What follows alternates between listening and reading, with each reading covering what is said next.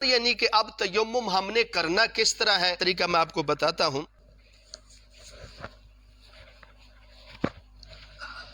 آپ کے سامنے مٹی پڑی ہے، یا آپ کے سامنے اینٹ ہے، یا آپ کے سامنے کوئی پتھر کی ماربل کی اینٹ پڑی ہے، آپ نے کس طرح تیمم کرنا ہے؟ سب سے پہلے اپنے اس طرح ہاتھوں کو کھلار دیں گے، انگلیوں کو الگ الگ کر دیں گے، ایسے انگلیوں کو اس طرح کر کے آپ نے اس مٹی پر یا اس اینٹ پر یا اس پتھر پر، ماربل کے پتھر پر یا کسی دیوار پر آپ نے ایسے ہاتھ رکھنا ہے۔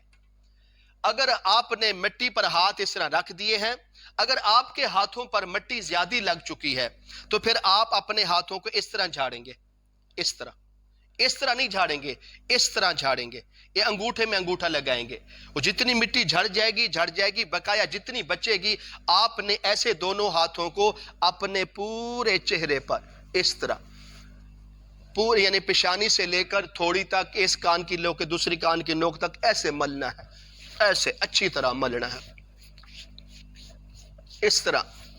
پھر اس کا اگر کسی کی داڑھی مبارک ہے تو پھر داڑھی کا خلال کریں گے، اس طرح۔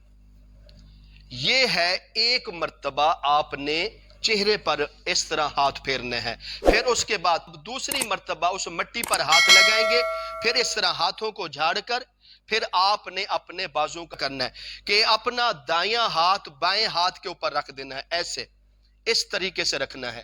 جب اس طرح رکھ دیں گے پھر اس کو ایسے گھما کے لے آئیں گے کوہنی تک، پھر اس کے بعد ایسے کر لیں گے،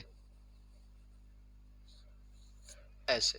یہ طریقہ ہو گیا۔ اب اس کا دائیں ہاتھ کو اب بائیں ہاتھ کے نیچے رکھیں گے، یہ طریقہ ہوگا،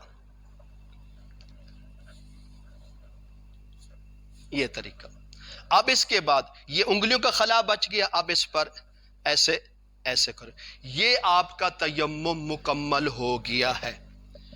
اس طرح تیمم کرنے سے پہلے آپ نے نیت ضرور کر لینی ہے کہ میں وضو کا یعنی کہ تیمم کر رہا ہوں، یا میں غسل کرنے کے لیے تیمم کر رہا ہوں۔ اگر آپ نیت کر لیں گے تو اس طریقے سے جیسے میں نے آپ کو پریکٹیکل کر کے دکھایا ہے، اس طریقے سے اگر آپ تیمم کریں گے تو آپ پاک صاف ہو جائیں گے، اس طرح جس طرح ہم وضو کرنے سے پاک صاف ہو جاتے ہیں۔